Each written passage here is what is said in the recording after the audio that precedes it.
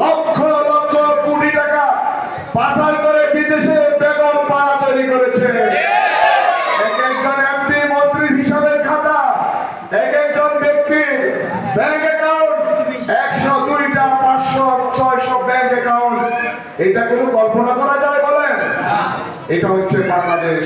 এই বাংলাদেশকে আমরা বাংলাদেশের অধিকার মানুষগুলোকে অধিকার নিশ্চিত করার জন্য, নির্যাতিত নিপীড়িত মানুষকে মুক্তি দেওয়ার জন্য, মানুষের উন্নয়ন অগ্রগতি নিশ্চিত করার জন্য, ক্ষুধা দারিদ্র মুক্ত একটি বাংলাদেশ তৈরি করার জন্য এবং আমাদের যাত্রাবাড়ি আমরা অবহেলিত নির্যাতিত নিগৃহীত অধিকার মানুষকে অধিকার নিশ্চিত করার জন্য, উন্নয়ন নিশ্চিত করার জন্য এখানে হাসপাতাল এবং কলেজ বিশ্ববিদ্যালয় আমরা প্রতিষ্ঠার জন্য আমরা অঙ্গীকার করছি। আমরা আপনাদের ভাগ্যের পরিবর্তনের জন্য, সকল মানুষের উন্নয়ন সমৃদ্ধি নিশ্চিত করার জন্য আমরা রাস্তায় নেমেছি।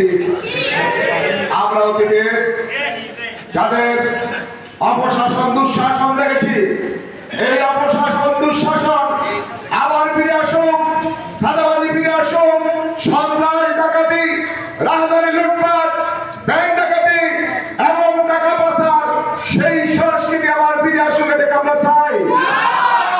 আমরা যদি সেই কালো সেই অন্ধকার যুগ থেকে যদি আলোর দিকে ফিরে আসতে চাই, সকল ঐক্যবদ্ধ হতে হবে। সকল পাড়ায় মহল্লায় প্রত্যেক মানুষকে সাথে নিয়ে আমার মা বোন চাচি জেঠি ভাই চাচা জেঠা যারা আছেন সকল মানুষকে আমরা বলবো, আপনারা যদি ন্যায় এবং ইনসাফ প্রতিষ্ঠা করতে চান, আপনারা যদি আপনাদের সমৃদ্ধি নিশ্চিত করতে চান, আপনারা যদি আপনাদের মৌলিক অধিকার ফিরে আনতে চান, আপনারা যদি খুন গুম এই মগের মূল্য থেকে বাংলাদেশের নিয়মতান্ত্রিক গণতান্ত্রিক রাজনীতি ফিরে আনতে চান, তাহলে এখানে আল্লাহর আইন এবং সৎপথের শাসন প্রতিষ্ঠার বিকল্প নেই। বিগত 54 বছরে আমাদের সংবিধান শতবার পরিবর্তন হয়েছে, কিন্তু মানুষের ভাগ্যের পরিবর্তন হয় নাই। মানুষের ভাগ্যের পরিবর্তন করতে পারে কেবলমাত্র শুধুমাত্র আল্লাহর আইন এবং সৎপথের শাসন। আমাদের 2জন মন্ত্রী ছিল, এই 2জন মন্ত্রী 5 বছর 3টি মন্ত্রণালয় পরিচালনা করেছেন, কিন্তু এই বিগত আমি ফ্যাসিস্ট তারাও আমাদের 2জন মন্ত্রী 1 টাকাও দুর্নীতির কোন উৎস খুঁজে পায় নাই। আপনারা কি এই ধরনের দুর্নীতিমুক্ত রাষ্ট্র কি আপনারা চান? আপনারা কি সন্ত্রাস লুটপাট এবং সাদাবাজিমুক্ত এই ঢাকা চান?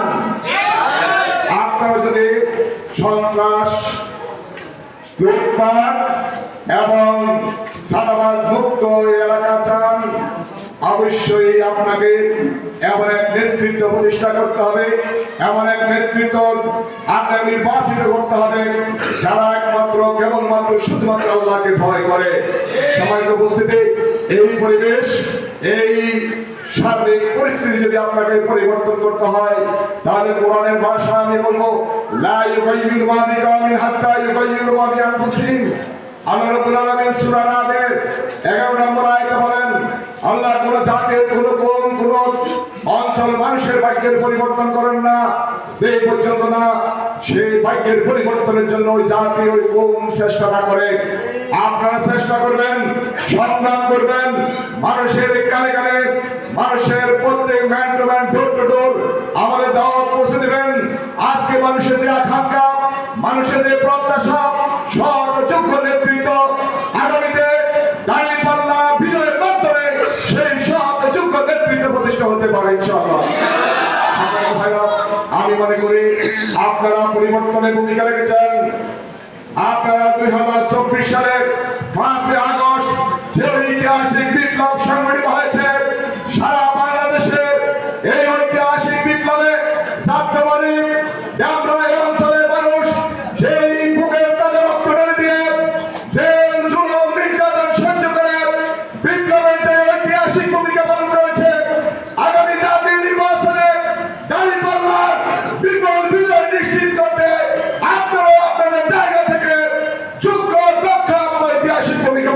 ইনশাআল্লাহ।